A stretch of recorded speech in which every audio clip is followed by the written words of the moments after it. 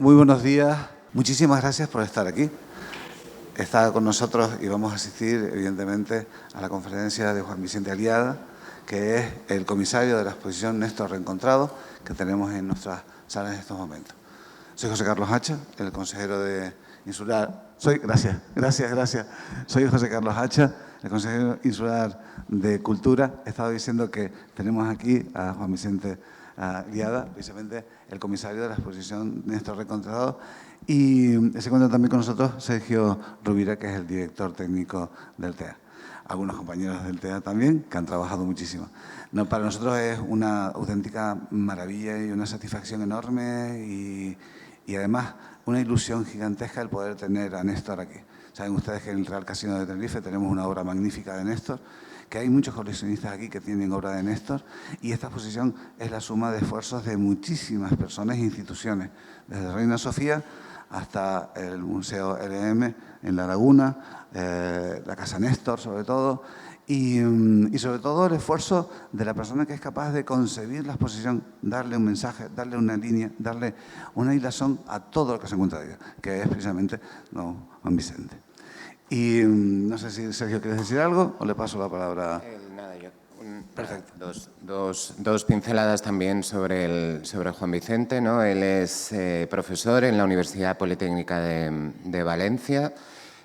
Fue un pionero de la introducción de lo que ahora llamamos teoría queer, ¿no? En aquel momento también se hablaba de teoría de género en los estudios histórico-artísticos. Ha revisado muchas figuras, ¿no? Yo recuerdo todavía la exposición de Claude Cahn, ¿no? de la que nosotros también tenemos obra en la colección en el Jeu de Paume de París, ¿no? La de Hannah Hoche, ¿no?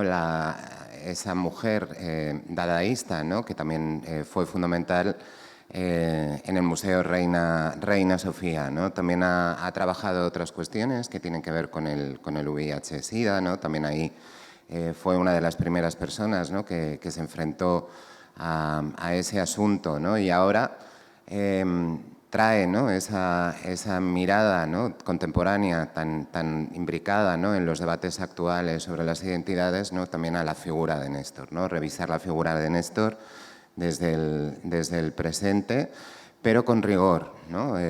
con mucho rigor, que es la forma en la que tiene Juan Vicente de enfrentarse a las investigaciones. Así que nada, muchísimas gracias, consejero, y nada, muchísimas gracias, Juan Vicente. Muchas gracias, pues les dejo con don Juan Vicente Aliaga.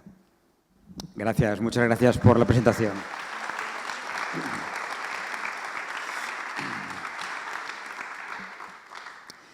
Bien, pues buenos días.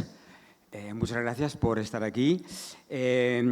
Antes de proponeros un recorrido subjetivo, sin duda, por alguna de las imágenes que tienen que ver, obviamente, con Néstor y que vais a encontrar a escasos metros de esta sala, deciros, porque de alguna forma cada persona se aproxima al estudio de un artista, ¿no? Pues a partir de unas referencias, de unas experiencias concretas y demás. Yo, la primera noción que tuve de la existencia de Néstor Martín Fernández de la Torre fue a principios de los años 90, gracias a un poeta, Luis Antonio de Villena, un poeta que sigue en activo, que acaba de sacar un libro sobre su visión en torno a la vejez, ¿no? Y que entonces representaba como una de las voces, no sé si denominarla neosimbolista, ¿no? Pero es alguien que hablaba de Paul Verlaine, del poeta francés, ¿no? También de Baudelaire y de otros escritores, ¿no? Y que ya entonces conocía la obra de Néstor. Él ya había estado en el archipiélago y ya había estado expuesto, digamos, a la obra de Néstor, ¿no?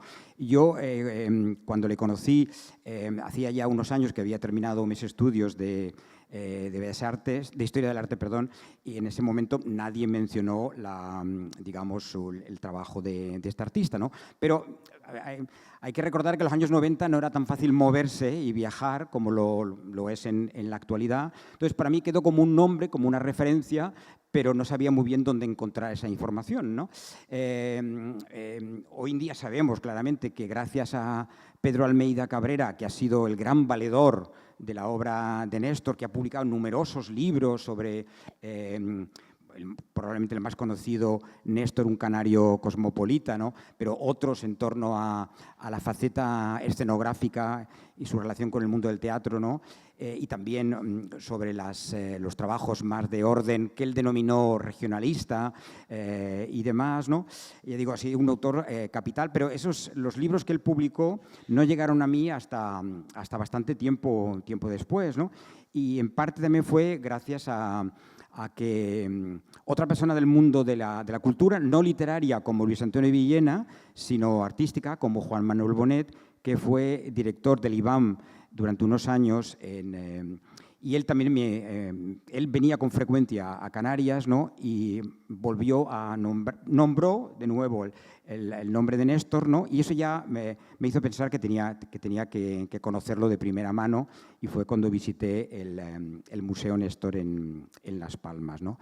También me gustaría deciros, ¿no?, que cuando surgió la posibilidad de proponer este proyecto que se ha visto en el Reina Sofía y ahora en el TEA, Tenerife Espacio de las Artes, ¿no?, lo hice pensando en que me parecía sorprendente, por no utilizar otro adjetivo más, digamos, lapidario, ¿no?, que los historiadores del arte, o sea, quienes en España habían revisado las diferentes tendencias y corrientes que habían surgido en el arte del siglo XX, prácticamente habían ignorado a Néstor, ¿no? Hay algunas menciones digamos, muy breves, ¿no?, pues de historiadores a quienes pues hemos estudiado, ¿no?, en las universidades, han sido realmente influyentes, como Valeriano Bozal, ¿no?, que prácticamente se despacha con unas pocas frases dedicadas a Néstor, ¿no?, quitándole todo mérito y considerando que era un imitador de formas, estilos que proliferaron en Gran Bretaña en el último tercio del siglo XIX, pero que, digamos, no tenían mayor valor, ¿no? No sé exactamente a qué obras de Néstor estuvo expuesto Valeriano Bozal. Cito este nombre, pero hay otros historiadores, ¿no?, que lo silenciaron también, ¿no?, o que distorsionaron la interpretación de su obra. Entonces pensaba que era realmente importante que la obra de Néstor estuviera realmente presente. Obviamente es conocida sobre todo en Gran Canaria, ¿no?, pero en la península pues no sucede lo mismo, ¿no? Un museo tan importante para nuestro país como es el Reina Sofía no tiene ninguna obra de Néstor. Esto es, digamos, ya sabemos que el Reina Sofía echa a andar en la segunda mitad de los años 80, ha tenido muchos directores y directoras, y por diferentes razones pues no han adquirido obras o no han investigado, digamos, en torno a la trayectoria de Néstor, ¿no? Y de ahí que lo de reencontrado tiene mucho que ver con todo esto, porque Néstor en vida fue un artista que tuvo gran eco, tuvo realmente un gran eco, ¿no? O sea, la exposición en Madrid se inauguró este año, hace unos meses, ¿no? Prácticamente habían transcurrido 101 años desde que él tuvo una gran exposición en 1924 en lo que hoy es la Biblioteca Nacional, el Paseo de Recoletos, ¿no?, en un espacio de la Sociedad de Amigos del Arte, una exposición que fue visitada, digamos, hasta por la realeza española, ¿no?, y que suscitó un conjunto numerosísimo de artículos, algunos de los cuales están aquí presentes en nuestra exposición en una de las vitrinas, ¿no? Y fue realmente muy alabado y ensalzado. También es cierto que hubo algunos cuestionamientos, sobre todo por el carácter sexual que algunos críticos conservadores fundamentalmente percibieron claramente ya en la obra. Y eso que en el 24 digamos, Néstor todavía no había hecho el poema de la tierra que podéis ver aquí en las salas del TEA, ¿no? Pero, digamos, ya había ciertos elementos que turbaban a los más pudibundos e incluso a los puritanos. Entonces, digamos, esa ausencia había que subsanarla de alguna manera, ¿no? Y por eso surgió este proyecto. Bien, voy a empezar ya el recorrido. Vamos a ver. Bueno, os tengo que confesar que yo preparé, antes de venir a Santa Cruz, un PowerPoint, ¿no? Y que luego he revisado y al parecer se ve perfectamente, pero a veces me ocurre, ¿no? Unos días antes de esta conferencia de hoy, pues he querido añadir algunas imágenes y no sé si porque lo hice en el Mac y ahora he utilizado un PC, pues algunas han salido un poco distorsionadas. Entonces me vais a disculpar, ¿eh? En fin. Bueno, esta imagen...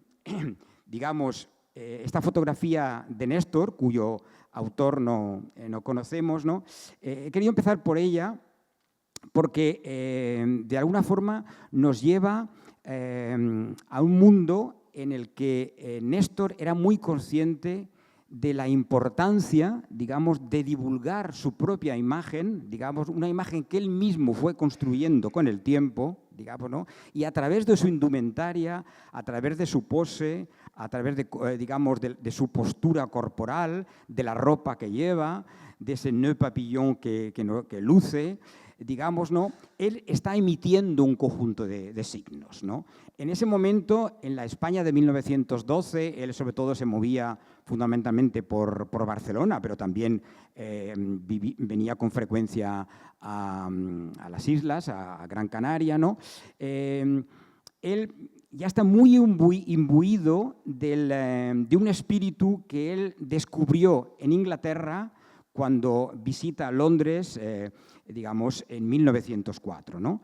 Y me refiero al espíritu del dandismo, digamos, ¿no?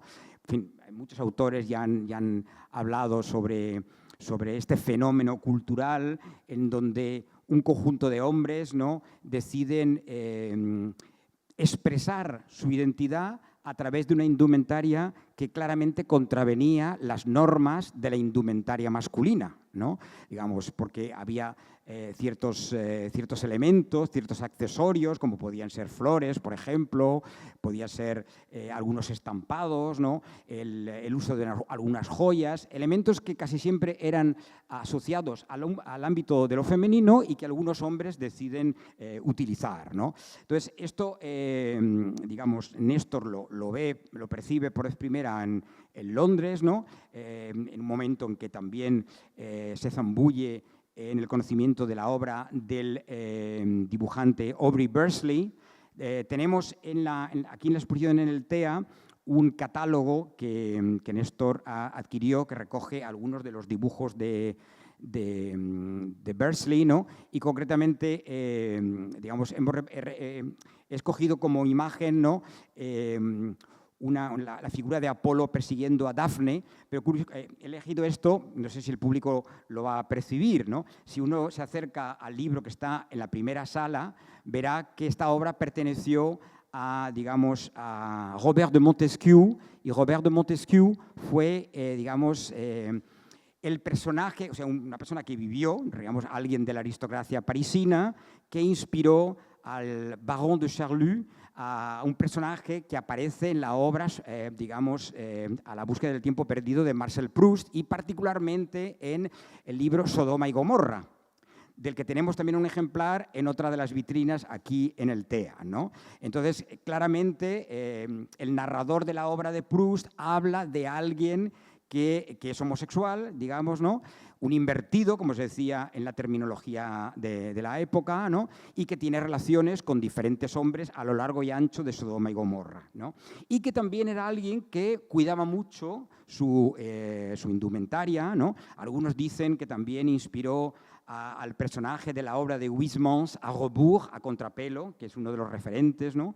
Por lo tanto, todo esto de alguna forma está conectado. Y todo esto Néstor lo va descubriendo, digamos, en su viaje inicial a Londres y en otros posteriores que hizo, y también en viajes, digamos, por a París, ¿no? Donde se imbuyó de gran parte de la estética simbolista de la época. Por lo tanto, cuando él decide que le fotografíen con esta pose, digamos, ¿no?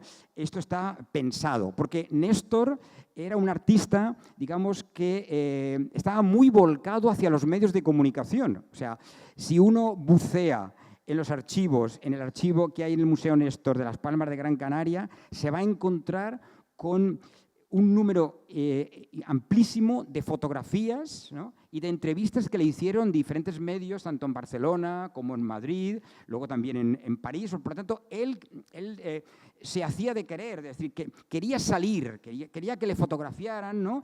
E incluso a veces en su propia intimidad. Digamos, es un artista que se fotografía en su estudio y que quiere que el público vea, digamos, cómo viste, con quiénes está, ¿no? Y los objetos que tiene en su casa. Digamos, él tenía hasta, por ejemplo, estatuas de la época romana, copias romanas, ¿no? Tenía también muebles del Renacimiento, tenía telas antiguas y su propia obra. Todo esto él crea una escenografía y quiere darla a conocer. Parte de su intimidad la muestra al público a través de los medios de comunicación e incluso también en las exposiciones, porque, por ejemplo, en la exposición de 1924 en Madrid, ¿no? Él lleva algunos de los accesorios y muebles de su propia casa, de su estudio. Él tuvo 2 estudios en Madrid, una en la calle Serrano y otro en la calle de la Alameda, muy cerca del Reina Sofía, ¿no? Y, digamos, de algunos de estos elementos él los llevaba a la exposición. Por lo tanto, parte de... porque él creía que había que hacer de la vida, digamos, un culto a la belleza, un culto a la belleza. Esto es realmente muy importante. Bueno, pues se puede sacar todavía más se puede extraer más jugo de esta imagen que me parece estupenda, pero vamos a seguir y vamos a adentrarnos en alguna de las otras cuestiones que trató Néstor. Bien, con estos términos que veis ahí anunciados, mitología, simbolismo y decadentismo. Voy a empezar por esta obra que también tenemos aquí en Santa Cruz, ¿no? Porque es digamos, tras los primeros balbuceos, tras los inicios de Néstor, que fue realmente muy adelantado, porque siendo muy niño ya había hecho algunos dibujos que sorprendieron a su madre y a algunos de los profesores que tuvo, y posteriormente al pintor catalán Eliseu Meifrén, ¿no? Por tanto, él ya apuntaba maneras de su capacidad creativa siendo realmente una criatura muy joven, ¿no? Pero claro, al principio es lógico, pues va tratando diferentes temas, marinas, paisajes diversos, retratos, autorretratos, ¿no? Y es cuando llega ya a Madrid y digamos, sigue un poco las enseñanzas de Rafael Hidalgo de Caviedes, ¿no? Cuando decide presentar algunas obras, ¿no? Con motivo de una exposición que organizó el Círculo de Bellas Artes de Madrid, ¿no? Y que se mostró no en las dependencias del Círculo de Bellas Artes, sino en el Palacio de Cristal, en el Retiro. Él muestra esta obra, digamos que nos ha llegado como adagio, pero que también a veces se alude a ella como Leda, porque obviamente se está mostrando el mito de Leda y el cisne, ¿no? Hay que recordar también que en esta primera etapa madrileña, él devoraba los libros que contenía, digamos, la biblioteca del Círculo de Bellas Artes, ¿no? Y es bastante creíble que él ya hubiera visto en algunos de esos libros, ¿no? Reproducciones de obras de artistas prerrafaelitas que después le entusiasmarían en su primera visita londinense de 1904. Bueno, aquí ya estamos en el mundo un poco de la curva. Aquí ya claramente nos va a mostrar Néstor por dónde él quiere ir, por dónde él quiere caminar, ¿no? Ya nos está diciendo porque fijaros, en 1903 estamos como a 25-30 años del inicio del movimiento simbolista, con el famoso manifiesto de Jean Moreas en Francia, ¿no? Entonces ya no era un movimiento, digamos, que estaba en su pleno esplendor, a pesar de que todavía en esos años se llevaron a cabo obras fantásticas de Klimt en Austria o de Franz von Stuck en Múnich o de otros artistas, ¿no?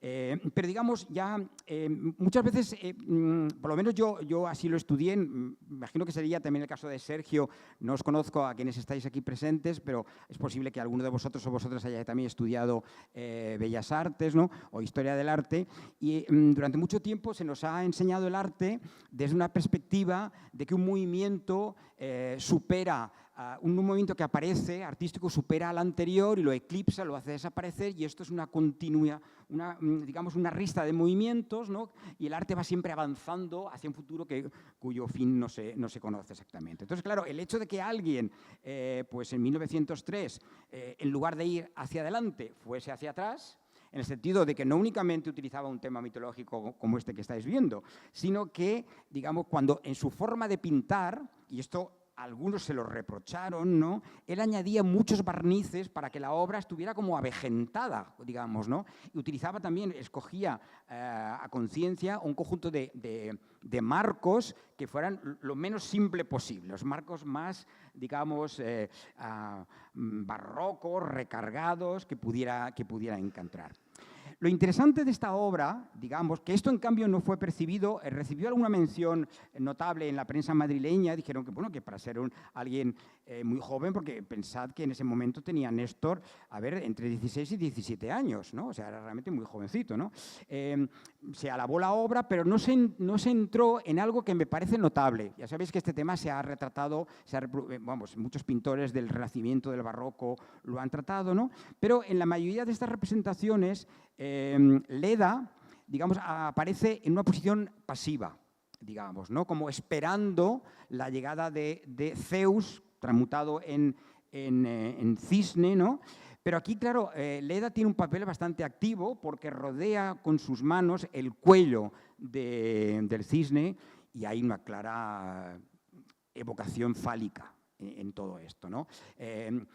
Tenemos varios poemas de Rubén Darío, que era un escritor muy admirado por Néstor en ese momento, que también claramente alude a todo esto, ¿no? Muchos años después de la muerte de Néstor, a partir de las relecturas que el feminismo ha hecho de gran parte de la representación de la mujer en la mitología clásica, ¿no? Sobre todo textos de Griselda Pollock y otras autoras, ¿no? Han hablado de que muchas de las representaciones de temas como la idea del cisne lo que están hablando es de una violación que no únicamente en el caso de Leda, sino también de otros momentos de la historia del arte, como el personaje de Danae, digamos, y la lluvia de oro, etcétera, etcétera, ¿no? Que cuando la capacidad, digamos, violenta que tenía Zeus de introducirse en las alcobas de muchas mujeres, ¿no? Y de, digamos, dominarlas, ¿no? El rapto, que durante mucho tiempo los raptos no han sido vistos de una perspectiva de violentación del cuerpo de las mujeres, desde la perspectiva feminista, como es lógico, sí lo son, ¿no? También hubo raptos de menores, chicos, quiero decir, ¿no? En el caso de Ganímedes, por ejemplo, que es otro de los temas que también aparece en la mitología, ¿no? Por eso he empezado un poco por aquí. Seguimos. Bien. Se ve bien, ¿no? Bueno, pues aquí tenéis otra de las obras que tenemos aquí, una de las obras más grandes, ¿no? Que él hizo ya en su etapa barcelonesa. Él, aunque había estado en Barcelona antes de 1907, un poco a instancias de su tío, el barítono Néstor de la Torre, para que acudiera al Liceu a ver algunas óperas, ¿no? Y ya estaba fascinado por la, digamos, exuberante arquitectura modernista catalana, digamos, él decide afincarse en Barcelona a partir de ese año, de 1907, en un año en que se celebra una importantísima exposición internacional, donde él va también a ver obras de algunos de sus admirados artistas, muchos de ellos de carácter simbolista y demás, ¿no? Es bastante bien recibido por un sector del coleccionismo catalán y, de hecho, le llega un encargo importante, ¿no?, para hacer 4 plafones en el Salón del Tibidabo de Barcelona, ¿no? Y uno de ellos es este que tenéis aquí, el Hércules. Os lo he traído aquí a colación, por un lado, porque es una indicación de que la corporalidad colosal, ciclópea, digamos, exagerada de los cuerpos, ¿no?, la vais a ver después, digamos, aunque entremezclada con otros elementos, en obras que va a hacer 25, 30 años después, ¿no? Pero, digamos, esto ya está aquí presente, ¿no?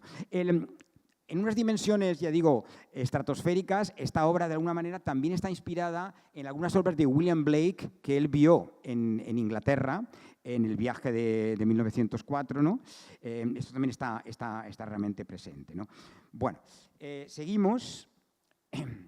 Y ahora os muestro este trabajo que también estuvo presente en el Salón del Tibidabo de Barcelona y que nos ha llegado mutilada. Esta obra está mutilada. La parte superior de la obra, digamos, se cortó. Si tenéis ocasión, veréis que en una de las vitrinas hay una reproducción fotográfica de esta obra, de una revista de la época, de la revista Museum, donde se percibe claramente la copa de los árboles que aquí veis, ¿no? Entonces, aquí ya tenemos claramente una referencia a sus islas, ¿no? Digamos, a las Canarias y esas alusiones mitológicas a ese jardín de las Hespérides que se podía situar, digamos, en el espacio del archipiélago canario, ¿no? En muchas de las referencias al jardín de las Hespérides, las musas a veces son representadas como tres mujeres, como tres musas, ¿no? Algunos de los estudiosos de la obra de Néstor apuntan a que él aumentó ese número, ¿no? Pensando en alusión a las diferentes islas del archipiélago canario. Bueno, esto es una hipótesis, ¿no? Pero lo que es interesante también en esta obra, ¿no? Y que esto ya empezó a molestar a algunos sectores de la crítica de arte en Cataluña. Pensad que en 1909, cuando él hace estas obras para el Salón del Tibidabo, él ya ha tenido su primera muestra personal, individual. Él expuso por vez primera en el Círculo Ecuestre en 1908, que estaba en ese momento en la Plaza de Cataluña. ¿Vale? Por tanto, ya un joven artista canario se presenta nada más y nada menos que en el Círculo Ecuestre, digamos, ¿no? donde acudía la élite de la burguesía catalana. Por tanto, ya era un artista notable, conocido, ¿no? Pero no se había atrevido todavía a mostrar una obra en la que empezamos a notar una androginia en su manera de plasmar el cuerpo. Estas musas, que por lo tanto deben ser femeninas, y esa feminidad podría estar presente claramente en las cabelleras. Sabéis que se ha escrito muchísimo sobre, digamos, la fetichización de la cabellera femenina como un elemento activador de la libidinosidad masculina, etcétera, etcétera, ¿no? Pero fijaros que en los hombros torneados, en las piernas contundentes y fuertes, ¿no? Esos glúteos también prietos, ¿no? Parece que hay una intromisión, digamos, de elementos, ¿no? que estarían más frecuentes en el cuerpo masculino, sobre todo en una época en la que era impensable que las mujeres practicaran deporte, en general. Podía haber alguna pequeña excepción, pero no era nada habitual, y sabéis que en ese momento todavía, digamos, las mujeres no participaban en los Juegos Olímpicos, ¿no? Bueno, entonces esto es un primer indicio de por dónde va a llegar la transgresión de Néstor. Y llegamos a esta obra, al Epitalamio o las bodas del príncipe Néstor, ¿no? Donde Néstor se casa consigo mismo o se casa con su alter ego femenino. Los rasgos de la señora que está a su lado están tomados de su hermana Josefa de la Torre. ¿De acuerdo? En un principio, en la primera versión que hizo de esta obra, la figura femenina llevaba un tocado bastante exuberante que lo podéis apreciar reproducido en una fotografía de una revista de la época, de la actualidad, se llama la revista, pero él decidió después suprimirlo. Creo que la obra ganó con esa supresión. Pero bueno, más allá del tocado, que no es lo más importante, digamos, esta obra suscitó una escandalera considerable entre algunos de los críticos de arte de Barcelona y también entre algunos de los artistas, como por ejemplo Isidre Nonell. No sé si conocéis la obra de Isidre Nonell, ¿no? Pero evidentemente los temas que él abordaba, más centrados en las clases desfavorecidas y particularmente las mujeres gitanas, ¿no? Pues estaban muy alejados, digamos, del mundo de Néstor, ¿no? Entonces, Rafael Santos Torroella, el crítico de arte catalán, que escribió un libro sobre Néstor, publicado en 1978, ¿no?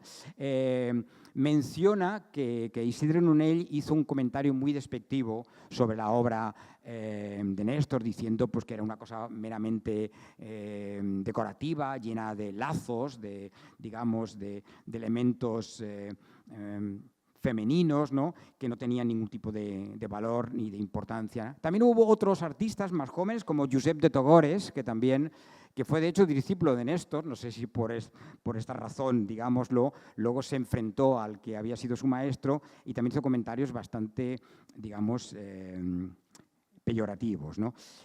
Y varios críticos de arte, ¿no? Porque, digamos, hubo un intento de que la obra no fuera enviada al pabellón español de la Exposición Universal de Bruselas, donde finalmente sí se pudo llevar. Tenemos en la exposición una carta de Mariano Andreu, porque uno de los motivos por los cuales Néstor estuvo viviendo mucho tiempo en Barcelona es porque, al contrario que en Las Palmas, él encontró un caldo de cultivo de disidentes sexuales. Digamos, en Barcelona conoció a Mariano Andreu, digamos que era una persona, aunque luego Mariano Andreu pues, evolucionó en otro sentido más normativo, ¿no? Pero en su juventud, digamos, pues infringió ciertas normas de lo que sería la masculinidad ortodoxa, como también lo hizo Ismael Smith. Ismael Smith, que aquí lo tenemos retratado por Mariano Andreu, digamos, como un torero, no sé si viril o no viril, eso lo dejo al criterio de cada cual, porque el término viril obviamente también es muy relativo, ¿no? Entonces él encontró ese caldo de cultivo, ¿no? Digamos, y eran personas, Ismael Smith más afrancesado, a pesar de que parte de su familia tenía origen norteamericana, ¿no? Y el Mariano Andreu más proclive a lo londinense, digamos, ¿no? Pero permitían moverse en unos círculos donde había ciertas licencias, ¿no? Es cierto que también el propio Néstor conoció a algunos coleccionistas que eran homosexuales, ¿no? Algunos de los cuales le compraron obras, ¿no? Y de alguna forma esto él no lo percibía o no lo encontraba en Las Palmas. Es cierto, claro, Las Palmas es una ciudad mucho más pequeña en comparación de lo que era Barcelona en aquel momento, ¿no? Bueno, el caso es que esta obra fue realmente muy atacada, ¿no? Pero se llevó a Bruselas, ¿no?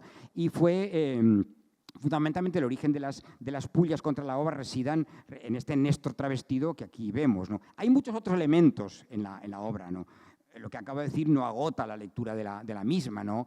Ya en ese momento, en 1909, él ya estaba muy imbuido de la cultura masónica. Él ya había descubierto la masonería en Francia fundamentalmente y estaba profundizando en la misma y, por tanto, ya hay el uso de cierta numerología. Por ejemplo, gran parte de los presupuestos de la masonería buscan la conciliación de los opuestos. Si aquí los opuestos serían lo masculino y lo femenino, la pareja que llega a esas nupcias, ¿no? Esa pareja, digamos, ese dúo viene roto por ese trío de estos muchachos, ¿no? Desnudos que aparecen a su lado, ¿no? Y al mismo tiempo ese trío es sumado al 2, nos llevaría al 5, que sería una alusión a los 5 sentidos, ¿no? Estos elementos para quienes cultivaban, digamos, la filosofía masónica son realmente relevantes. Luego también el fondo nos podría recordar a una arquitectura palladiana, este gran arquitecto italiano que trabajó mucho en el Véneto, al norte de Italia, y que era, en la masonería era uno de los referentes más alabados dentro de la arquitectura, ¿no? Bien. Un caballero inglés, esta es una obra pequeña, realmente muy pequeña de formato, ¿no? Que está fechada en Londres en ese año, ¿no? Hay que acercarse mucho a la obra para distinguir que este personaje, con estas piernas abiertas, tan sinuosas, ¿no? Tan curvilíneas, seguimos en el reino de la curva, lleva unos tacones rojos. Entonces, bueno, pues obviamente es una osadía, ¿no?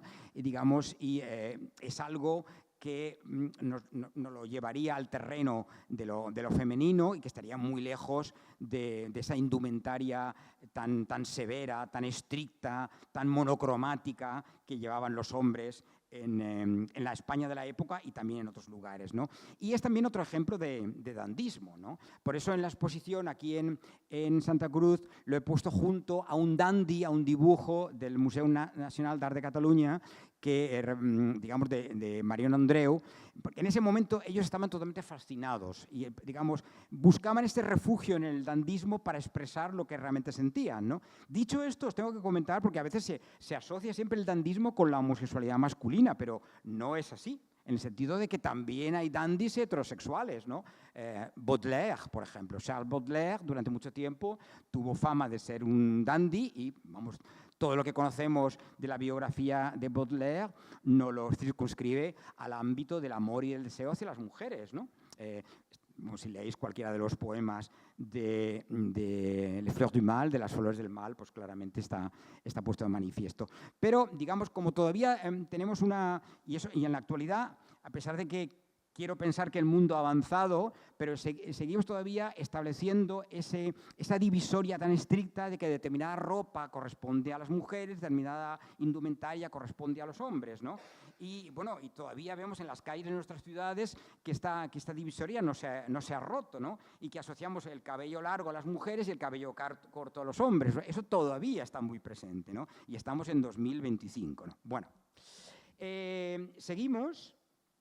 Esta se ha pixelado mucho, pero bueno, la suerte es que la tenéis aquí. Esta reproducción es de un periódico de Barcelona. Es simplemente para mostraros a los 4 protagonistas: Laura Albéniz en el medio, Néstor a la izquierda en la parte superior, Ismael Smith a la derecha y debajo Mariano Andreu, ¿no? Ellos nunca formaron un grupo, ¿de acuerdo? No tenían la intención de crear una tendencia, pero sí sabían que, como eran criticados por ser refinados y por ser extranjerizantes, porque se les acusó de no mirar hacia España y hacia el sur y, en cambio, orientar su mirada hacia el norte, o Francia e Inglaterra. Y, por lo tanto, digamos, eso a algunos les sentaba mal, ¿no? Entonces, esto se lo reprocharon, ¿no? Por lo tanto, ellos se refugiaron en esta crítica que aludía a ese refinamiento y a ese decadentismo, ¿no? Y, de alguna manera, pues, se llevaban realmente muy bien, ¿no? Y tenemos una fotografía en una de las vitrinas que muestra a Ismael Smith y a Mariano Andreu travestidos con ropa que asociamos a las mujeres, envolviendo a una mujer que creemos que es Laura Albéniz. No lo sabemos con certitud, ¿no? Con certeza, pero es muy probable que sea Laura Albéniz en una fotografía que se tomó en París, ¿no? Y esto, el Faians Català, es el nombre de la sala de Barcelona donde expusieron y que generó, pues, algunas críticas bastante duras, ¿no? Contra los miembros de la exposición, ¿no? Aunque también es cierto que otros críticos lo alabaron. Bien. Esta obra, que también tenemos aquí y que es una de mis preferidas, os tengo que reconocer, ¿no? Esta estampa romántica, el romanticismo también era un movimiento que había interesado sobremanera a Néstor, ¿no? Esta obra, que se expuso en Barcelona, también se llevó a la primera exposición que se organizó de la obra de Néstor en la calle Mayor de Madrid, muy cerca de la Puerta del Sol, en la Casa Lizárraga y Sobrinos, ¿no? Que era una especie de espacio entre tienda de anticuarios y sala de arte, ¿de acuerdo? Donde ya el propio Néstor llevó algunos de sus muebles. Tenemos fotografías que se reprodujeron en revistas como La Esfera. La Esfera es una revista importantísima para entender, digamos, la apuesta por el arte español, digamos, y su contacto con lo europeo en la España de esos años, ¿no? Entonces, esta obra, donde veis a este personaje mirando un poco de soslayo, con esta lazada, con esta delicadeza en la forma de representar esa mano huesuda y alargada, con estos ojos lánguidos, ¿no? Bueno, pues algunos periódicos madrileños de la época, digamos, porque esta obra se reprodujo en la invitación que se hizo para que acudiera el público a la inauguración de la exposición, ¿de acuerdo? La obra originalmente la tituló Néstor 1830. Justamente para aludir a la etapa romántica, ¿no? Pero, en cambio, cierta prensa madrileña pensó que representaba a una dama, a una mujer. Era inconcebible que pudiera representar a un hombre. y la prensa lo reprodujo como Dama de 1830, que no era el título que le puso Néstor en absoluto, ¿no? Por lo tanto, ya esto nos habla, obviamente, de la mirada de algunos periodistas de la época y de los prejuicios de la época. Claro, no hay que olvidar que estamos en una etapa de la historia de España, unos cuantos años después de que España hubiera perdido, que ya era hora, las colonias de Cuba y de Filipinas, ¿no? Que España todavía colonizaba el norte de Marruecos, pero tenía numerosos problemas en la zona rifeña, que un tiempo después, en 1921, se produjo la derrota en la batalla de Anual, y que en ese momento en España se alzaron un conjunto de voces, muchas de ellas castrenses, diciendo, concretamente la más conocida, la del dictador Miguel Primo de Rivera, que decía que había que restaurar la masculinidad perdida. Los hombres españoles se habían feminizado, se habían desvirilizado y tenían que volver a la masculinidad. No puede ser que España, digamos, esa gloria del pasado imperial, digamos, hubiera perdido sus colonias, hubiera sido vencida por unos africanos, por unos marroquíes, digamos, en este país, digamos, a 11 kilómetros de la península ibérica. Bien, entonces había que remasculinizar España. Entonces, quienes ponían en riesgo esa vuelta a la masculinidad eran las mujeres, sobre todo porque ya empezaban a ver de forma un poco tímida ciertos movimientos feministas incipientes en Barcelona y en Madrid, sobre todo. Ya había mujeres importantísimas como Emilia Pardo Bazán, que pedía que las niñas fueran educadas, que las niñas recibieran una formación que era importantísima, que las mujeres pudieran acudir a trabajar fuera de sus hogares, etcétera, etcétera, que ya se estaba moviendo Carmen de Burgos, que publicó ya en los años 20 su famoso libro sobre los derechos de las mujeres. Esto empezaba a moverse y para algunos hombres era un peligro. Y también era un peligro que existieran hombres amanerados, hombres afectados, hombres femeninos, era también un peligro, ¿no? En España no hubo en esos años en el Código Penal ninguna cláusula que penalizase directamente las prácticas sexuales entre personas del mismo sexo. Sí que estaba penalizado lo que se llamaba el escándalo público, digamos, ¿no? Esto sí que estaba penalizado, por tanto, cualquier actividad que fuera considerada deshonesta en la calle, en el ámbito público, pudiera ser, digamos, controlada y penalizada por parte de la policía y demás, ¿no? Bien, en estos años también Néstor hace, esta obra también la tenemos aquí, se me ha desfigurado un poco, ¿no? Es una de las partes de la obra, los vicios y las virtudes, y estas 7 personajes que son los vicios, ¿no? En fin, que ya lo sabéis, la pereza, la ira, la lujuria, etcétera, etcétera, corresponden a la forma en que tenía Néstor de ilustrar un poema de Rubén Darío donde habla de unos mancebos decadentes, claramente, ¿no? Entonces, todos ellos llevan ropas que claramente ascribiríamos en el ámbito de lo femenino. Algunos de ellos, bueno, claramente me hace pensar en personas que rompen ese binarismo en la actualidad. Digamos, algunos de mis alumnos y alumnas, digamos, o alumnes, digamos, llevan ropas que claramente no son ascribibles a ningún género concretamente. Yo creo que es una de las grandes maravillas que nos han traído los últimos tiempos, ¿no?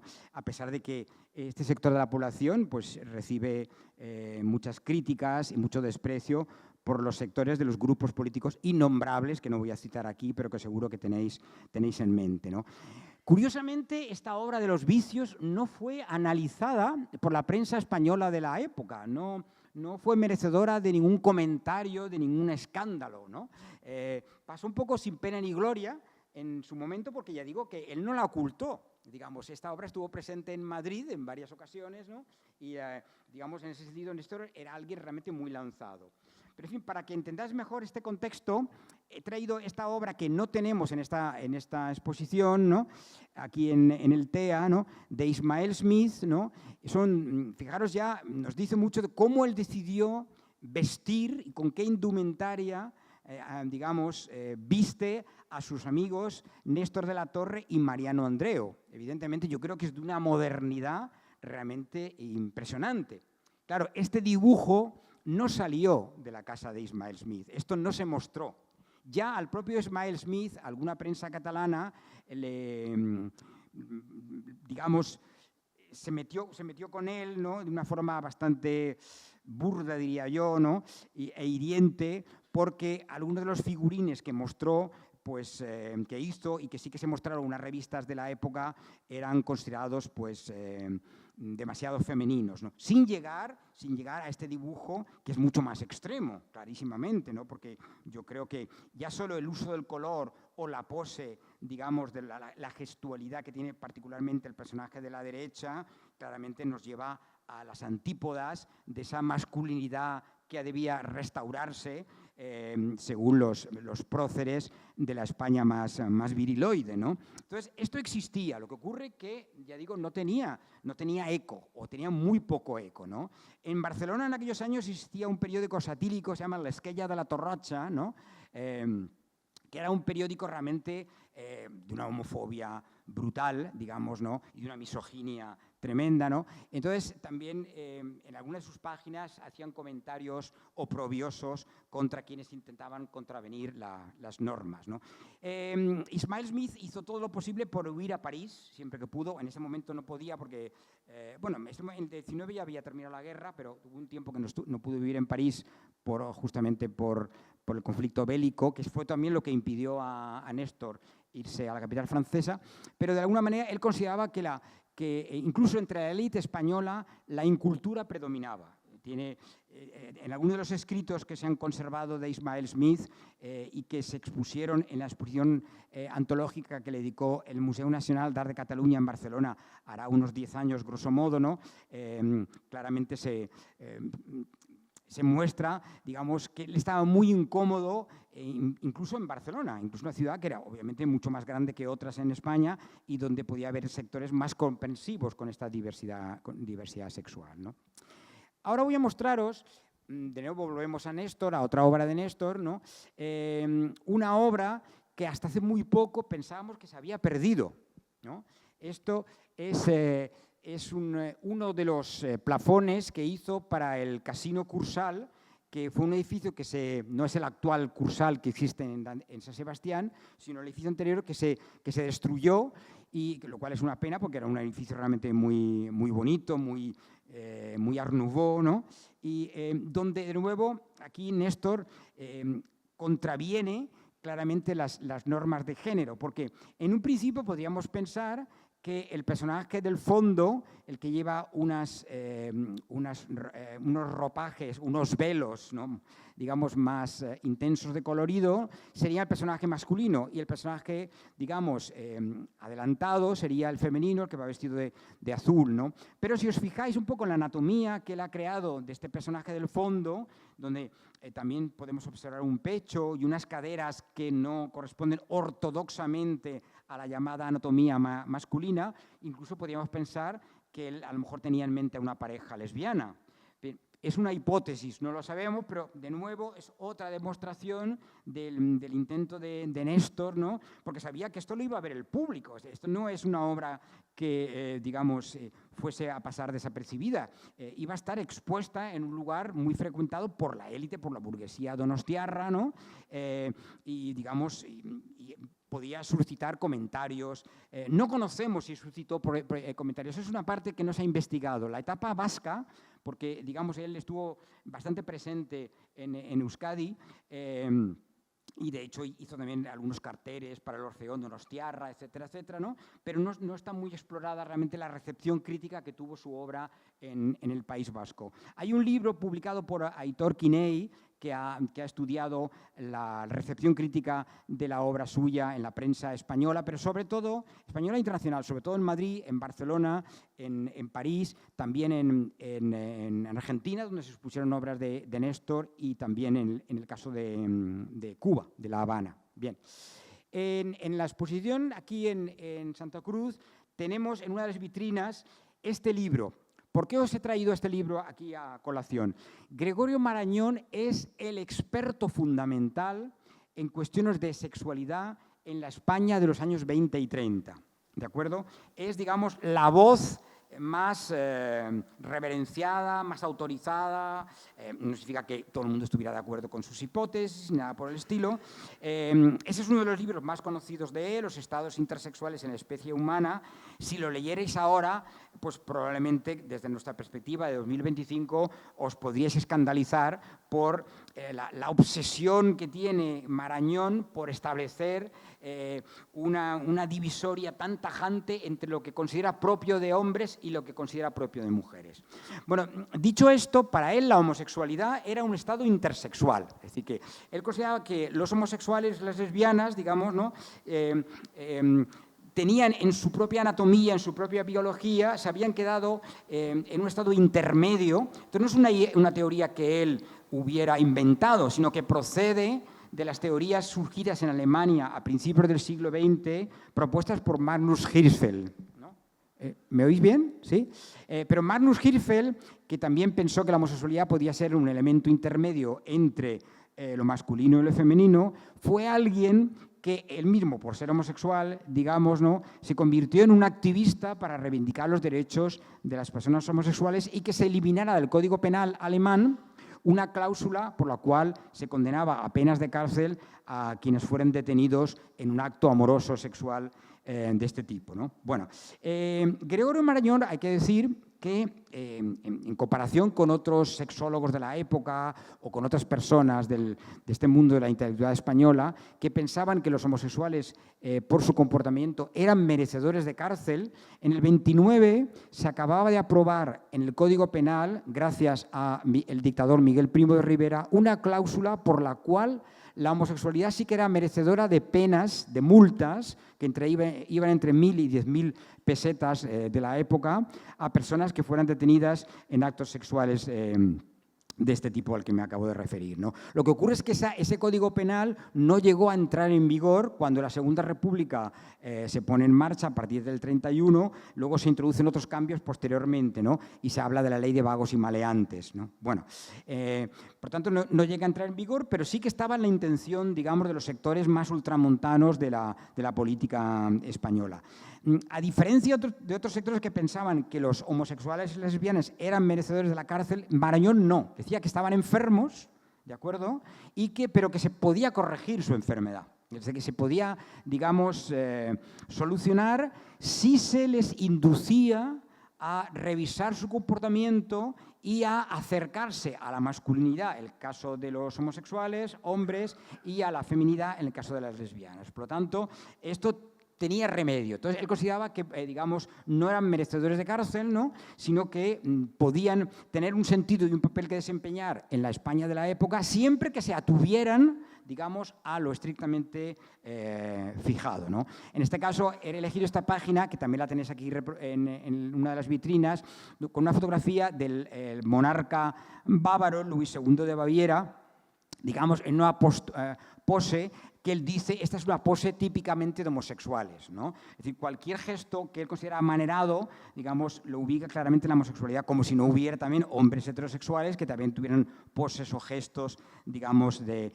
este tipo. Es tal su obsesión, digamos, para categorizar, para, digamos, encorsetar en unas tipologías muy claras lo que considera propio de hombres y mujeres, que en una de las fotografías, en una de las páginas de este libro, muestra la parte posterior de la cabeza de diferentes hombres y mujeres y dice, esto es una nuca de hombre como debe de ser. Y en cambio, esta nuca de hombre que veis a continuación es de un hombre que se desvía. Digamos, esta nuca de mujer es de una mujer ortodoxa. La que tenéis a continuación es de una mujer desviada.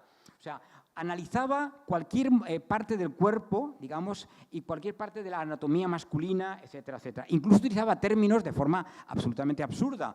Él hablaba de feminismos, pero no para referirse a la defensa de los derechos de las mujeres que piden la igualdad con respecto a los hombres, sino para aludirse a los rasgos femeninos en el cuerpo del hombre. El feminismo era la presencia de lo femenino en el cuerpo del hombre. Según Gregorio Marañón, que tiene una estatua importantísima, un monumento en la Castellana, en fin, un gran prócer, una mente pensante importantísima, pero que, digamos, estaba inmerso en todo ese tipo de prejuicios, ¿no?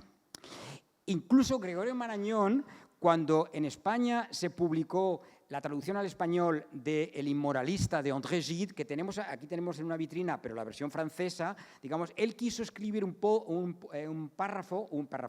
prólogo para decir, Gide está equivocado porque Gide defiende, el escritor francés, defiende la virilidad en el homosexual masculino. O sea, él, digamos, exalta el componente más ultramasculino, más ultraviril, más ultravaronil en el homosexual.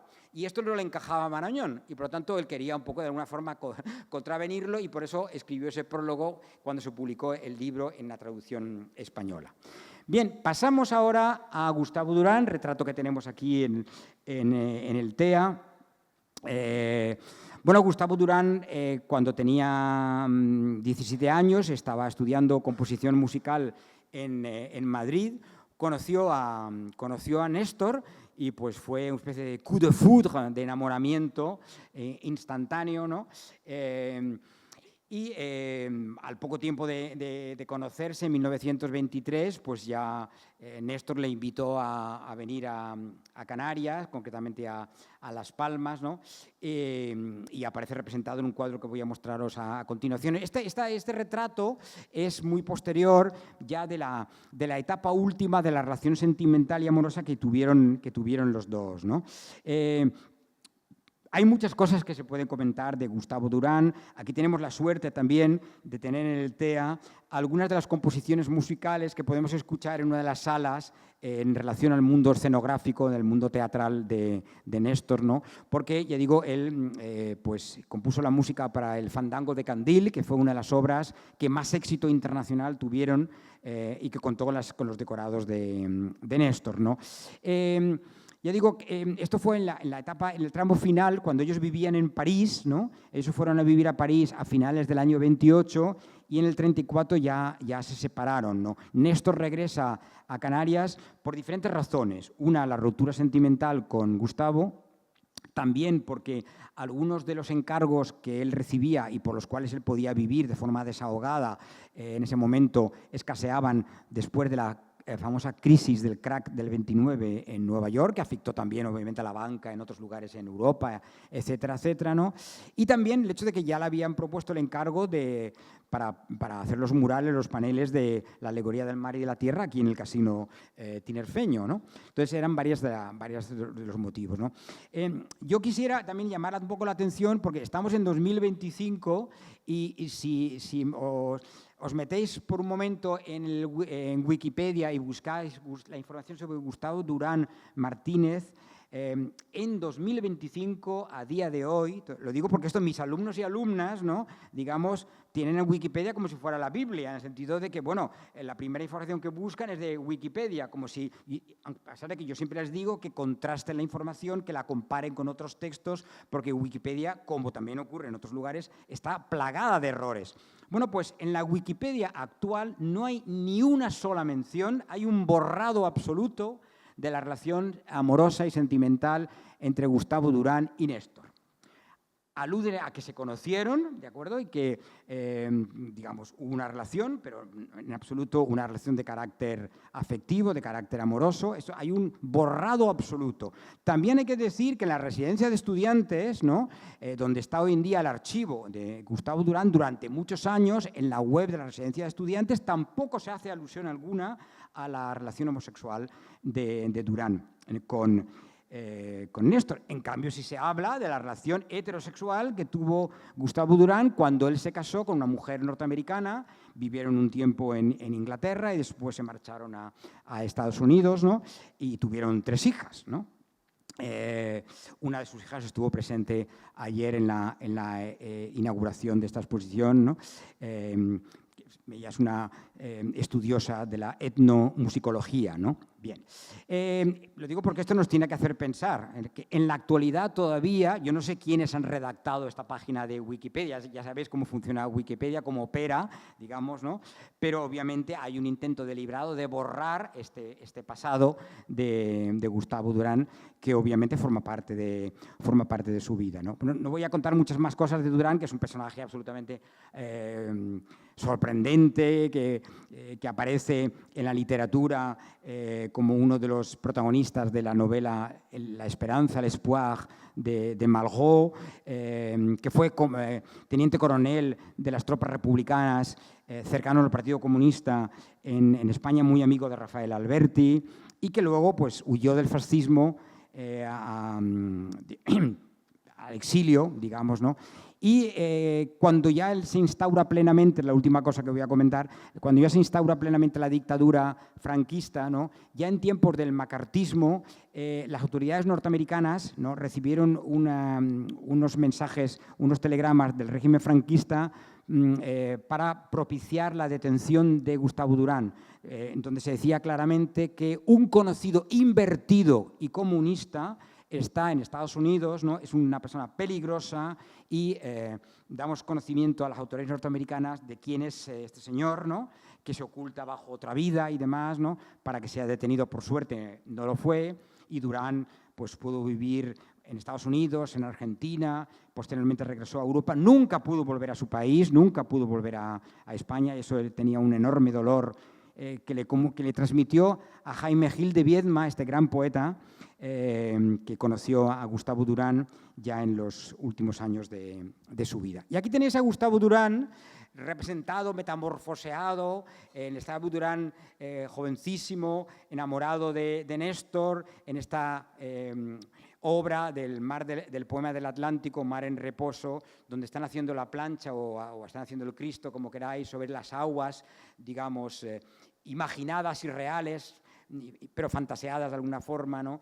Que rodean las aguas atlánticas de las que tanto disfrutaba de Néstor. Esta es la obra que digamos que más se escapa de lo que sería el recorrido de este poema del Atlántico, porque en las 7 obras restantes, como por ejemplo en esta, que es la primera, digamos, casi siempre veis 2 asuntos, ¿no? Los putis o preadolescentes que juguetean, pero que a veces también huyen en función de lo que quiere representar, porque en este poema del Atlántico hay 2 partes, las horas del día, el amanecer, el mediodía, la tarde y la noche, y luego también los estados del mar, digamos, el bajamar, pleamar, mar borrasca y mar en reposo, ¿no? Y lo que se ve aquí es fundamentalmente este juego entre estos adolescentes y estas criaturas magnificadas, fantaseadas, que tanto entusiasmaron a Salvador Dalí, porque Salvador Dalí, cuando él las expuso en la Gran Exposición de Madrid en 1924, se dice que él iba todos los días a ver la obra de Néstor, ¿no? Que estaba absolutamente, realmente maravillado por la misma, y que años después algunos de estas figuras se metamorfosearon y aparecieron en algunos de los cuadros dalinianos, ¿no? Bien, aquí tenemos también otro de los trabajos, ¿no? Este en concreto, ¿no? Pues suscitó comentarios bastante indignados de un sector de la prensa conservadora, concretamente del periódico ABC. El crítico de arte del ABC de la época consideraba que era una obra, no dijo que era fálica, pero claramente aludía a que este hocico de este pez obviamente no correspondía a un intento verista o realista de reproducir a un pez, sino que había otro componente por ahí, ¿no? Bien, en fin, os muestro algunos de estos trabajos maravillosos, ¿no? También se ha dicho, Pedro Almeida Cabrera, en uno de los análisis que hizo de esta primera parte del poema del Atlántico, aludió a que la obra alusiva a la noche, de alguna manera está inspirada con estas morenas monstruosas, gigantescas, ¿no? Con esta luna maravillosa, con esta Selene al fondo, ¿no? Digamos, alude a la presencia de la idea del naufragio, ¿no? Que en ese momento se producían con bastante frecuencia los naufragios en el mar, y por lo tanto es algo que tenía en mente el propio artista a la hora de representarlo. Y ahora ya entramos, no sé cómo andamos de tiempo, ya me diréis, ¿no? Entramos en lo que yo creo que es la obra que desde la perspectiva, digamos, de la representación del cuerpo humano, la obra más atrevida, más radical, a pesar de que las formas sean todavía simbolistas, ¿no?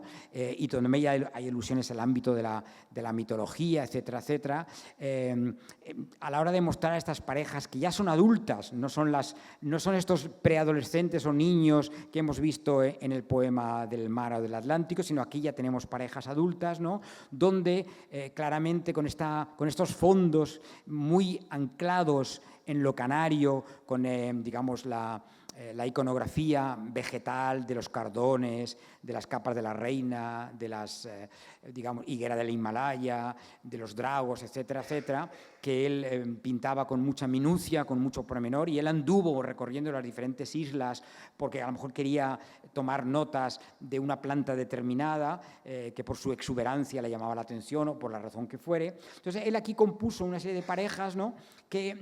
Y la intención suya era para que esto fuera mostrado al público, o sea, él no quería en absoluto ocultarlo, ¿no?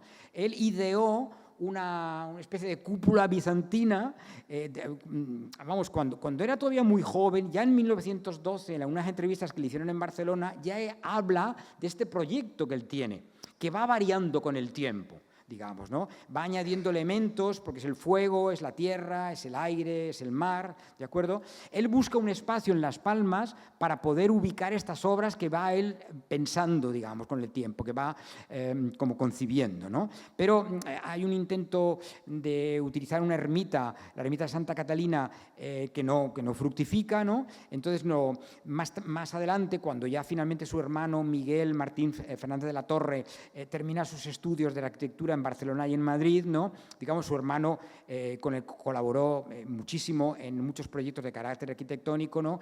Piensa en la posibilidad de ubicar estas obras en lo que sería, lo que es todavía, aunque está cerrado, el Museo Néstor del pueblo canario de Las Palmas, ¿no? Por tanto, él pensaba que esto iba a ser mostrado, él quería mostrarlo. Estas obras, digamos, bocetos de las mismas, digamos, se mostraron en París. O sea, algunos de estos bocetos, que también están en el Museo Néstor, se mostraron en la capital francesa, ¿no? Aquí tenemos este mediodía con esos cuerpos tan sinuosos, este caracoleo. Obviamente era impensable que alguien que pudiera representar lo masculino fuera visto, digamos, de esta forma tan barroca y tan sinuosa y tan sensual, digamos. Claramente esto contravenía las reglas de la época. Pensad que otros artistas homosexuales de la época en el contexto europeo, cuando hacían obras que pudieran ir en este sentido, las ocultaban. Es decir, por ejemplo, estoy pensando en Duncan Grant, en el caso inglés, ¿no? Él había dos facetas: la obra que podía mostrar en Londres, en Brighton y en otras ciudades inglesas, que eran las obras, digamos, donde no había ni por asomo ninguna referencia a la sexualidad, y luego los dibujos privados. Él tenía una carpeta, digamos, donde escribió la palabra private, ¿no? Para indicar que esa obra no podía ser expuesta, y que cuando él muriera, él murió ya en los años 70, cuando ya se había despenalizado la homosexualidad en Inglaterra, eso se hizo en el 67, todavía no se atrevió a mostrar su obra de este tipo. Y esos dibujos se han mostrado mucho tiempo después, ¿no? Y en el caso de otros artistas, por ejemplo, de otros lugares del mundo, también les ocurría algo semejante. Por tanto, teniendo en cuenta que eso estaba previsto para ser mostrado al público, yo creo que es muy meritorio la propuesta de Néstor, ¿no? Bueno, esta me parece la más marica de todas las obras que hizo realmente Néstor, con esta gestualidad tan, digamos, tan en diagonal, tan sugerente, ¿no? Con esto es filodendro de fondo, ¿no? Y me gustaría también comentaros, por si no lo sabéis, que él muere sin haber visto abierto su museo, ¿no? El último año y medio de su vida, digamos, él está en Las Palmas cuando se ha producido ya el golpe de Estado franquista, ¿no? Y obviamente era impensable mostrar este tipo de trabajos, ¿no? Muchos años después, cuando ya se inaugura en Las Palmas, en el 56, el Museo Néstor, el entonces obispo de la diócesis canariensis, ¿no?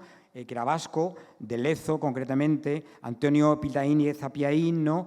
Tiene acceso a esta obra y concretamente decide que esto se aparte de la vista del público. Esto no va a ser mostrado, el público no puede ver esto porque él claramente capta que aquí hay, digamos, un componente sexual, tanto en lo que se refiere a la homosexualidad como a la heterosexualidad, que evidentemente es indecente y por lo tanto esto no puede verse, ¿no?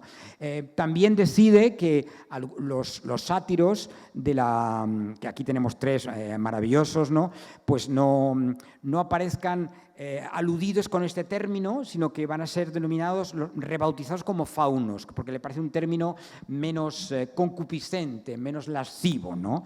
Ya sabéis que hay una diferencia entre el sátiro y el fauno. Sátiro es más propio de la cultura griega, fauno en la cultura romana, y parece que la diferencia entre uno y otro, según los estudiosos de la mitología arcaica, ¿no?, era que el sátiro, pues prácticamente su finalidad en la vida es andar dando brincos entre las selvas y los bosques, ¿no?, pues practicando un sexo desbordante y desmedido. Y en cambio el fauno pues también tenía otro tipo de funciones, ¿no?, que podían pasar por algo menos directamente sexual. Por tanto, el hecho de que Néstor decidiera llamar los sátiros tiene una clara intencionalidad. También tiene una clara intencionalidad que él decidiera introducir los dedos de este sátiro en este racimo de plátanos, ¿no?, con, obviamente, no se le escapa a nadie que pudiera ver esta obra en ese momento, que hablaba de ciertos orificios que una mentalidad puritana pues no quería ver, no quería aceptar, ¿no? Bueno, aquí esta fotografía la he tomado aquí en el TEA, ¿no? Y tenemos estos 3 ejemplos maravillosos de estos sátiros, ¿no? Algunos de los gestos que hacen, de los signos que hacen los mismos, también aluden a la masonería, ¿no? El de la izquierda se lleva el dedo, el índice a los labios, aludiendo al secreto, de algo fundamental para la filosofía masónica, ¿no? Y el de la derecha hace un gesto que alude a la conciliación entre lo terrenal y lo espiritual, ¿no? Y ya para terminar, porque son muchos los aspectos que hay en la obra de Néstor, que nos llevaría muy lejos, ¿no? Sería también importante que pudierais luego intervenir, hacer preguntas o comentar aquello que consideréis oportuno. Sí que me quiero detener un poco al menos, ¿no?, en algo que demuestra que era un artista proteico, polifacético, pero que no era únicamente una persona que pensara en su carrera, digamos, en su propia trayectoria artística, sino que era también alguien que pensaba en los demás. Fue alguien que fue enormemente popular en Las Palmas.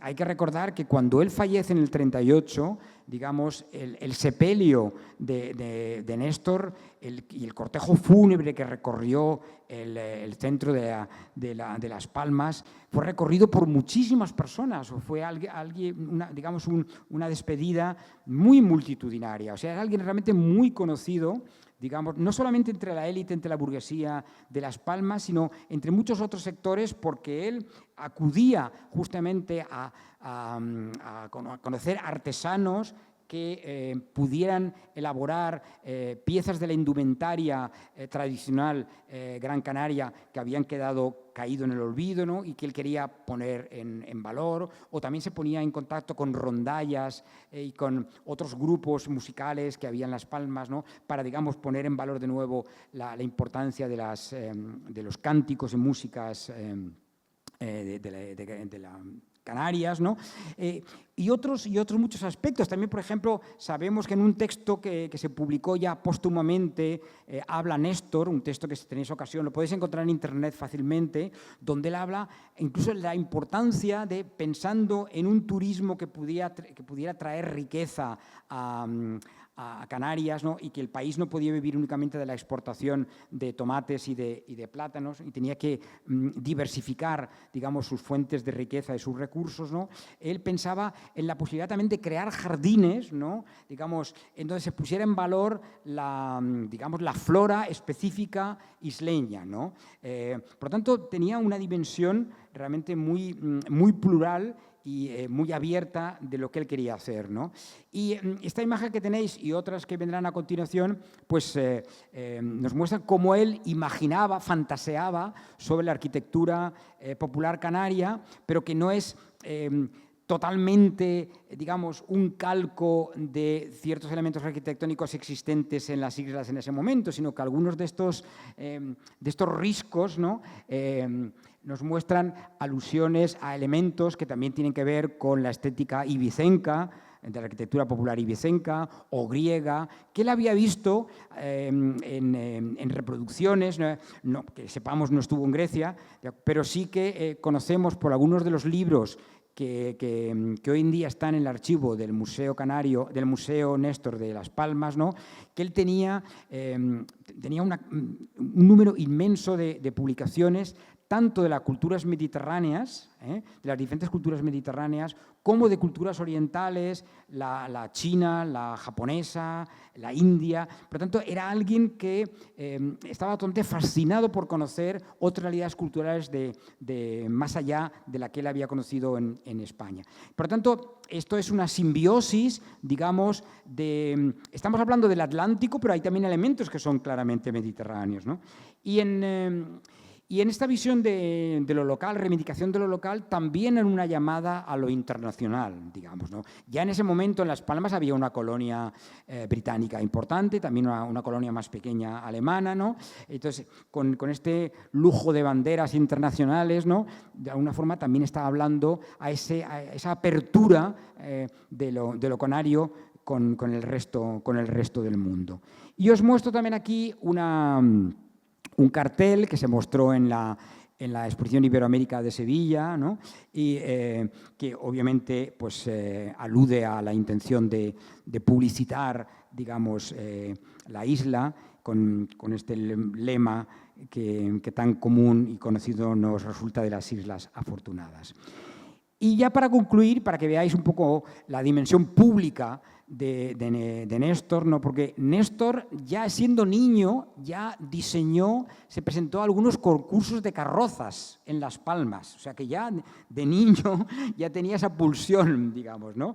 Por lo tanto, la cuestión de los desfiles, con esa imaginación portentosa, donde hay elementos de diferentes culturas. Hay una fotografía que no tenemos aquí, lamentablemente, de 1918, donde él aparece vestido de faraón. ¿De acuerdo? Y algunas de sus hermanas y amigas, digamos, van vestidas, digamos, una mezcla sincrética entre lo romano, lo griego, lo egipcio. Por lo tanto, era alguien que le encantaba disfrazarse y travestirse, ¿no? Bien.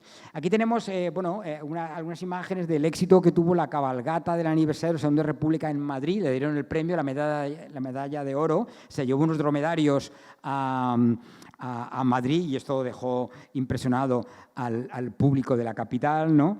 Y pues forma parte de una de las múltiples actividades que desarrolló Néstor en ese momento. Y ya para concluir, tengo esta otra imagen que también pues, se le ve a Néstor, me imagino que veréis el nombre suyo destacado, ¿no? Rodeado de muchos hombres y mujeres para una fiesta que se iba a desarrollar en el Teatro de Las Palmas de Gran Canaria. Y él está aquí rodeado de algunas personas que fueron amigos suyos, ¿no? Y que fueron personas muy destacadas de la cultura canaria, como Frailesco Domingo d'Oreste, que fue el fundador de la escuela Luján Pérez, ¿no?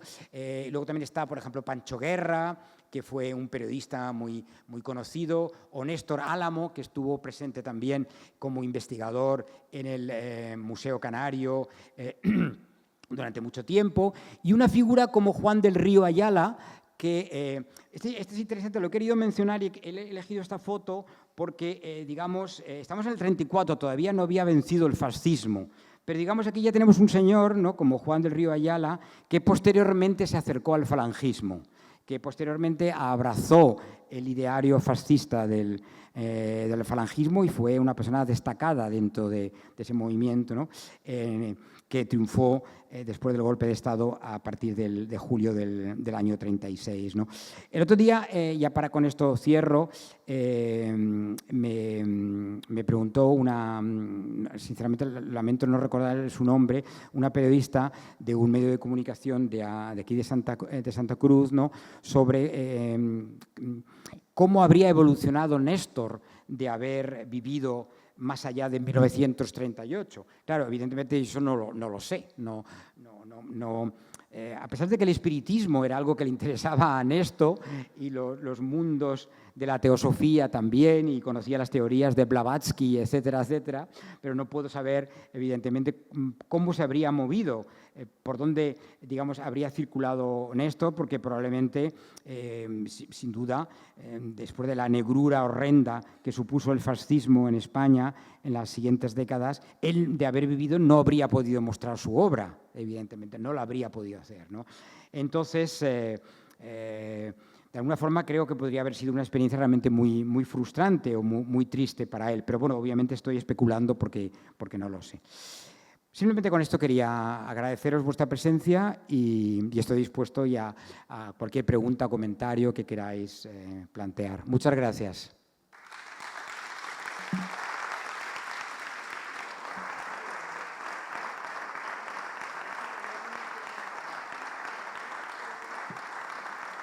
Bueno, pues salud a todas las personas presentes en la sala. Mi pregunta es la siguiente: ¿cuáles fueron las motivaciones o circunstancias que posibilitaron la presencia de esta exposición aquí?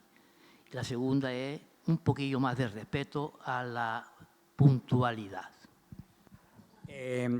Las razones por las cuales tenemos el placer enorme de contar con la obra de Néstor aquí se deben fundamentalmente a Sergio Rubira, al director de TEA, digamos, ¿no? Él es el principal responsable de que tengamos a Néstor aquí. Es decir, fue cuando él fue elegido como director de TEA, Tenerife Espacio de las Artes, pensó que era muy importante revisar la obra de Néstor, ¿no?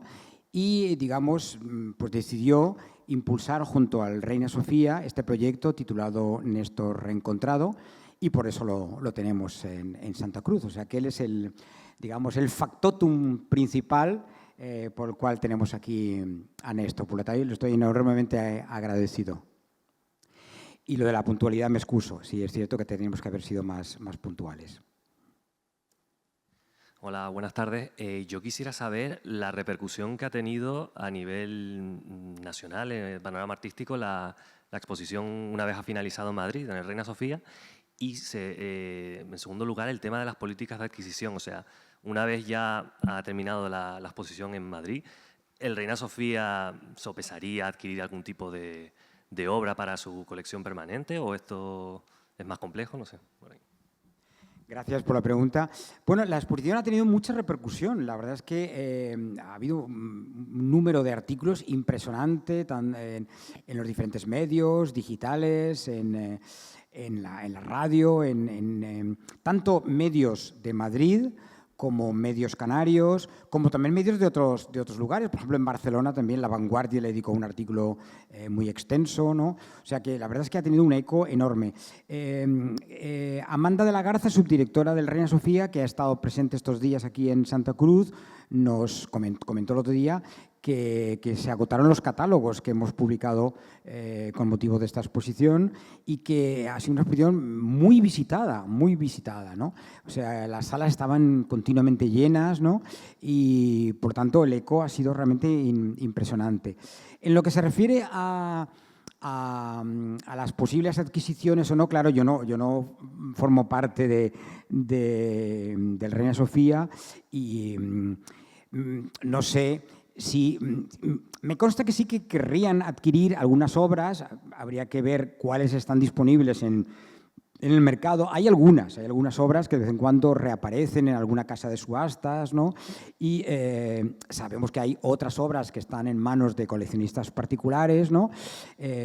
No sabemos si en un tiempo futuro algunos de estos coleccionistas querrían venderlas a su vez a un centro tan importante como el Reina Sofía. Yo ahí, claro, no puedo aventurarme a proponer ninguna hipótesis, pero claro, teniendo en cuenta que el Reina no tiene ninguna obra de Néstor, creo que sería una laguna que sí que habría que reparar, ¿no? Entonces, pues probablemente sí que intenten adquirir alguna obra, pero de momento esto no se ha producido, ¿no?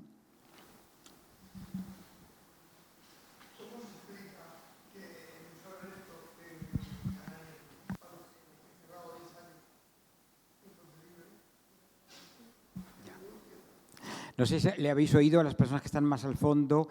Pregunta que cómo se explica que el Museo Néstor esté cerrado desde hace tantos años, ¿no?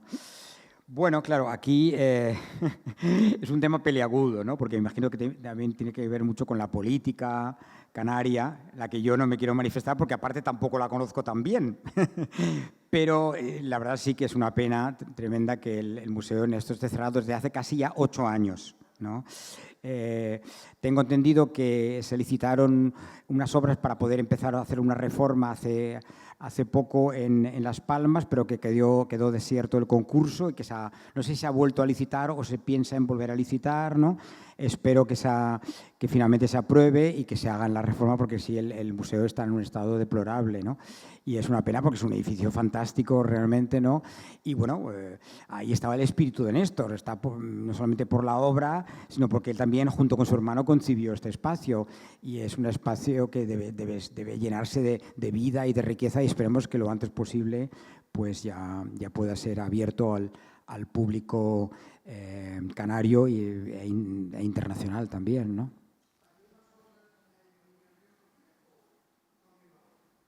No, es una muestra distinta porque, digamos, en lo principal es la misma exposición, ¿no? Para que el espacio del Reina es mayor, es más grande. Entonces había obras ahí, por ejemplo, que eran sobre todo bocetos, que aquí no hemos traído porque obviamente no habrían cabido y tampoco eran obras realmente esenciales para poder explicar el discurso de Néstor, ¿no? Luego también aquí hay obras que no estaban en Madrid. Por ejemplo, tenemos el retrato de la dama austríaca o dama blanca, que tenemos aquí, que es una auténtica maravilla y es una obra que ha estado oculta en casa de particulares, ¿no? Durante más de 120 años, ¿no? Entonces, es una primicia mostrarla aquí en Tenerife, es maravilloso. Y luego también tenemos el retrato de la dama veneciana, que tampoco estuvo en Madrid y que es una adquisición del TEA y que la tenemos en la antesala que abre la exposición, ¿no? O sea que es el mismo proyecto, pero hay obviamente diferencias porque cada espacio es distinto, ¿no? En ese sentido, ¿no? Sí, hola, buenos días. Primero agradecerte el sentido en que has guiado esta conferencia, porque nos descubre pues desde la disidencia sexual, ¿no? Algo que muchos de nosotros que hemos ido a visitar su museo y hemos, digamos, sentido digamos, esa sensibilidad y esa dulzura y esa sensualidad y sexualidad, lo hemos sentido, pero nadie nunca nos lo ha explicado. Entonces, el hecho de que hayas puesto el foco desde ese punto de vista, pues es muy de agradecer. Y las personas que pertenecemos también a esa disidencia, pues nos ayuda mucho a comprender y a comprendernos. Entonces, desde ese punto de vista, sí te quería preguntar, porque viendo todo lo que tú has explicado, y pareciera que lo que nos han contado de toda la historia en el último siglo relacionada con el arte y también con la política es todo como muy lineal, y ahora tú nos das como una semblanza como más poliédrica, más diversa del acontecer social y cultural, pero sí me sigue sorprendiendo cómo en Canarias, aun existiendo pues todas esas fuerzas reaccionarias que se oponían a que esto se exhibiera, él logró hacer obra aquí en las islas que todavía está plasmada en bastantes o en algunos edificios públicos. Entonces te quería preguntar cómo fue ¿qué ocurrió para que eso se pudiera contratar, ¿no? Para que eso pudiera ocurrir? ¿Tuvo ayuda en sí el prestigio que Lorca queriendo fuera, al final en Canarias también se pudo valer. Es decir, parece bastante difícil entender cómo alguien como él, con esa de apertura y beligerancia desde el punto de vista del arte, pudiera llegar a dejarnos tantos testimonios en las islas. Gracias por la pregunta. Bueno, es una pregunta compleja. Vamos a ver. Yo creo que él encontró en la península, en Barcelona y en Madrid. En Barcelona ya me he referido a este grupo de amigos formado por Ismael Smith, María Andreu, donde él podía vivir esa disidencia, digamos, ¿no? Y luego en Madrid también es cierto que pues, tuvo mucha relación con Federico García Lorca. Entonces, sabemos que Federico García Lorca no pudo publicar en vida, también porque fue asesinado y luego llegó el régimen fascista, ¿no?, aquellas obras donde él podía hablar de una forma más explícita de la homosexualidad. Por ejemplo, el poema en Nueva York, ¿no?, Poeta en Nueva York, o la obra teatral del Público, ¿no?, y en Comedia sin título también, ¿no? Pero eso ya estaba por ahí, y en una obra de la que apenas quedan algunos pliegos, que se llama La bola negra, también trata la cuestión de la homosexualidad. Parece que él estaba a punto de hablar de todo ello y dar el paso de publicarlo. Porque, digamos, lo que conocemos de Federico García Lorca, gran amigo de Néstor en aquellos años, digamos, él es cauto porque Federico García Lorca fue objeto de burlas por parte de la prensa conservadora española y por parte de la extrema derecha fascista española. Digamos, en un periódico llamado Verdad y Justicia, publicado en Madrid en los años 30, se hacían juegos maledicentes con el propio apellido de Lorca. En lugar de llamarle Lorca, se le llamaba Loca. Digamos, la R había sido eliminada para burlarse del poeta granadino, ¿no? Entonces, digamos, en ciertos circuitos, evidentemente, esto era conocido, ¿no?, pero había que ser cauto para poder manifestarte en total libertad porque, digamos, había peligro y había amenazas, ¿no? Pero dicho esto, Néstor en Madrid también vivió con ciertas libertades porque estuvo también rodeado de una serie de personas muy abiertas en su pensamiento, ¿no? He mencionado a Lorca, pero había realmente también otras personas. En cambio, en Las Palmas, digamos, él decidió no exponer su obra. En vida de Néstor no expuso su obra en exposiciones como las que hizo en Barcelona o Madrid. Participó en una muestra colectiva, y su estudio en la calle Viera y Clavijo primero y después en Bravo Murillo sí que fue accesible a sus amigos, digamos, ¿no? Por lo tanto, en el ámbito privado, sus amistades, que aunque no fueran homosexuales, en algunos casos, ¿no?, pero sí que entendían o respetaban o comprendían, digamos, este mundo, vieron su obra y tuvieron acceso a este tipo de trabajos en privado, ¿de acuerdo? Pero él no quiso mostrarlas, en parte porque fue objeto también de algunos comentarios un tanto brutales en Las Palmas, ¿no? Cuando se inaugura el Teatro Pérez Galdós en 1928, después del pavoroso incendio 10 años antes, ¿no?, y el público de Gran Canarias ve ese friso maravilloso del Salón Saint-Saëns, dedicado a este músico francés, ¿no?, que vivió en Las Palmas, ¿no?, en donde hay estos putis irreverentes, con estos gestos lascivos, introduciendo sus dedos en orificios, etcétera, etcétera, pues eso escandalizó a un sector de la población de su ciudad natal, ¿no? Entonces, digamos, por un lado, él sabía que esto existía, pero al mismo tiempo no, porque la verdad es que me admira mucho de Néstor lo atrevido y lo audaz que fue, ¿no? Pero aún así, digamos, no quiso hacer una exposición individual que recogiera todas estas obras. No tenemos tampoco ningún texto donde él lo explique. Eso no se ha conocido porque, digamos, en los archivos lo que se conserva de él es parcial. Digamos, es cierto que él se movió mucho en diferentes lugares, ¿no? Estuvo viviendo en Barcelona, en Madrid, en París, ¿no? En fin, muchas mudanzas, y probablemente se ha perdido parte de su biblioteca y no se conocen todas las cartas que él pudo escribir y demás, ¿no? Pero ya digo que fue ciertamente cauto a la hora de mostrar su obra en su ciudad natal, pero también tuvo algunos momentos de atrevimiento, de audacia. Y luego yo creo que, sin duda, cuando él llegó a Las Palmas con Gustavo, bueno, no tengo ninguna fotografía donde se les vea a ellos y también a la familia a ver qué pinta o qué cara ponían viendo a ellos dos, pero estaban claramente enamorados. Yo creo que alguien tan expresivo como Néstor no podía disimular que estaba enloquecido por Gustavo, ¿no? Pero claro, no tenemos ese testimonio, no sabemos qué pensaban sus hermanas, qué pensaba sus hermanos, qué pensaba su padre, su madre. Eso no lo conocemos, ¿no? Eso forma parte de lo que se ha podido perder, ¿no? Pero digamos, yo creo que él no era un homosexual vergonzante en absoluto, era realmente muy, muy lanzado, ¿no? Es cierto que también en determinados cenáculos no es lo mismo formar parte de una clase social acomodada que ser miembro de una clase desfavorecida, del campesinado, del proletariado. Era mucho más difícil ser homosexual o lesbiana si uno era campesino o trabajaba en una fábrica que para alguien que viviera pues, en el mundo del arte, ¿no? Donde también había prejuicios, pero unos prejuicios más llevaderos, por así decirlo, ¿no? No sé si he respondido a tu pregunta, ¿no? Bueno, pues si no hay nada más, muchísimas gracias por vuestra presencia, por vuestra asistencia y espero que sigáis disfrutando de la obra de Néstor. Muchas gracias.